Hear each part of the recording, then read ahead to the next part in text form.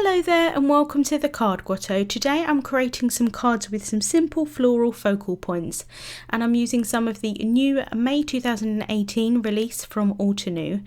So I'm starting off with this beautiful stamp set. This is the Starry Flowers set, and for my first card I'm going to be using some Tim Holtz watercolor cardstock.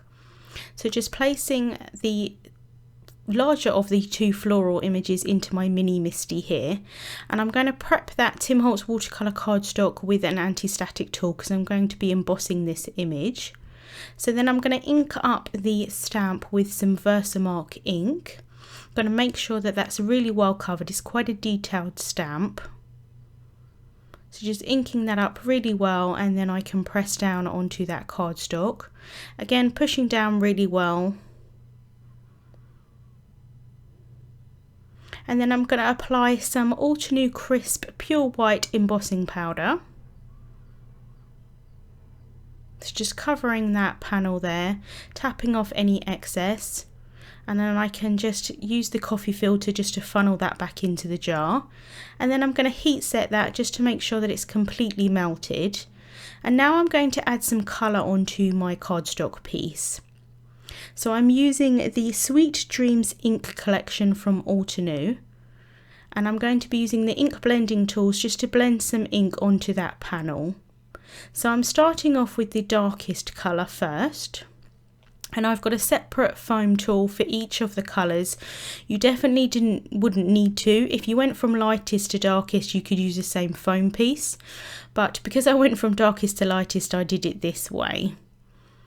So I'm tapping off any of the excess ink onto a piece of paper that's to my right.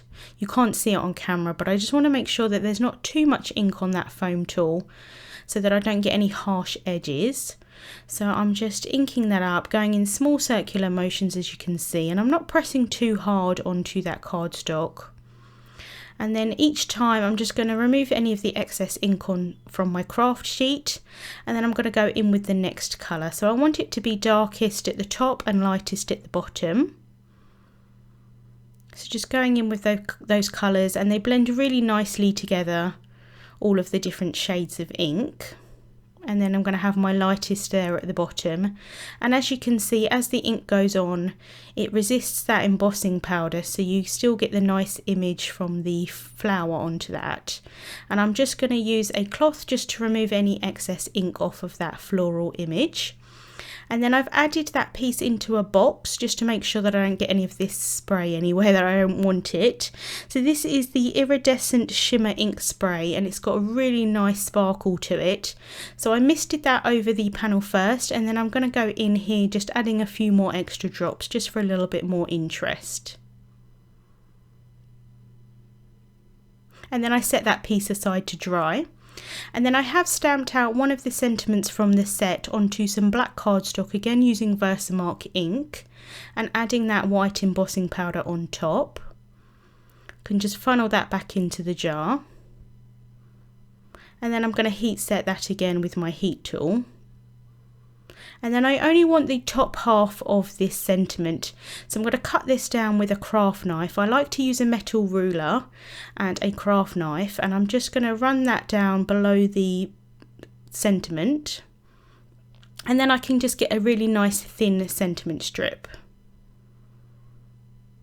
So I've got my panel here, and I've added some foam sheet onto the back with some double-sided tape, added that onto an A2 white card base, and I've got some clear foam tape on the back of my sentiment piece, and I'm just going to add that onto my card, just using a T-square ruler just to make sure that that's straight. And in real life this card is really pretty, very, very shimmery, but unfortunately it's not really capturing it in the video or on the photos. For my next card, I'm using this fabulous floral set from Altenew, and this is one of the layering sets. They have quite a few stamp layering sets, they're kind of known for that. I'm not the best at layering these sets up, I have to be honest, but there is a really nice layering guide on the back of the stamp set, so I'm using that to make sure that I'm laying each image as best as I can on top of each other. So I've prepped my stamp using a stamp chamois and just kind of gone over that with my fingers. I find that that works quite well for new stamps. And I'm going to be inking up this first flower here with the Glacier Caves ink collection. So I'm starting off with the lightest colour at the bottom and then going to work up to the darkest colour sort of as the smaller layers on the top. So I'm double stamping that layer, and here I'm just going to make sure that the two stamps kind of line up to each other with that layering guide. So I find that I have to get really far over the image just to make sure that they're completely lined up, which is why my head is completely in the way of the camera. But I wanted to show you that you really do need to get quite far over the stamped image to sort of see through it. So the next layer is the sort of second darkest, or the second lightest I should say, in the collection. And again I'm going to stamp that twice.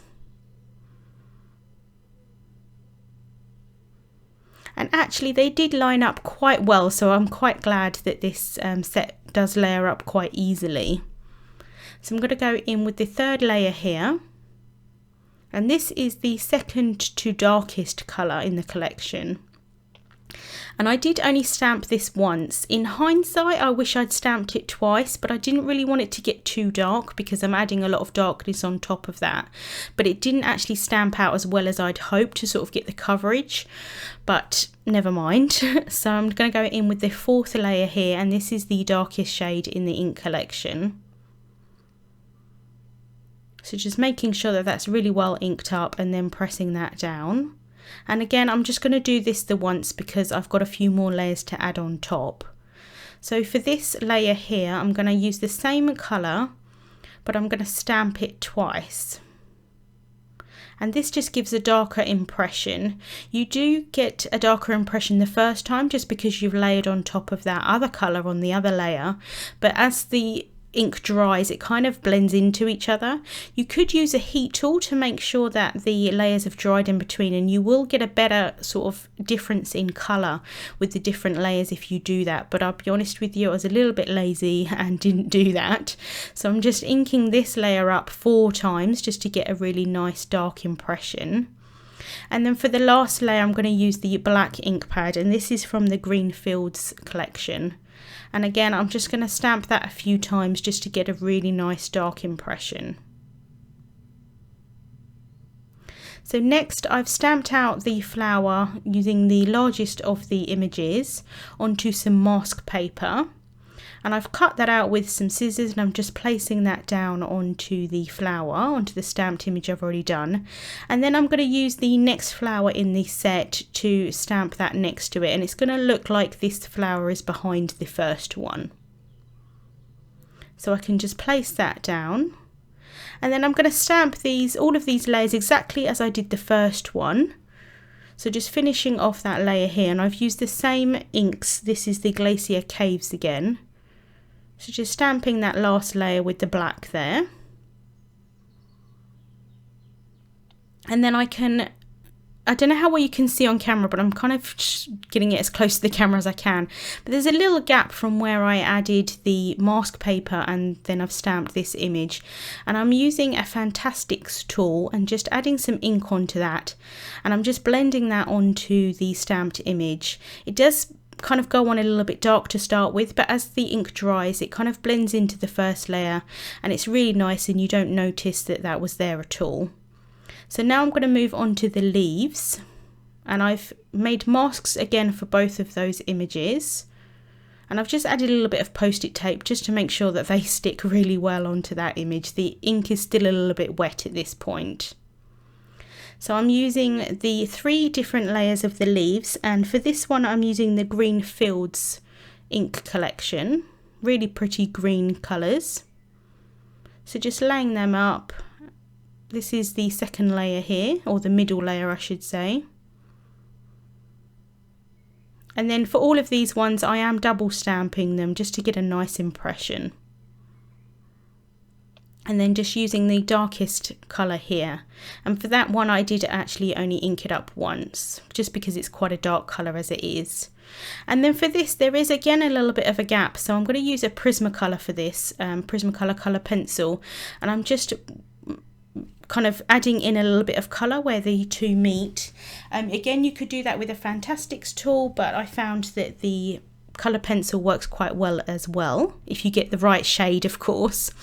So I've added on some foam sheet onto the back of this panel, just removing the double-sided tape that I've added on top, and then again I'm just going to add that onto an A2 white card base, just making sure that that's stuck down really well. And I don't know again how well you can see on camera, but I got a little bit of a bleed through on the mask paper, so I've got a couple of green dots on my flower here. Thankfully that is where I'd planned to put my sentiment, but I did just want to mention that if you're using mask paper quite a lot for sort of different layers, you may want to change the mask paper sort of as you go, because it does bleed through. It only obviously takes a certain amount of ink.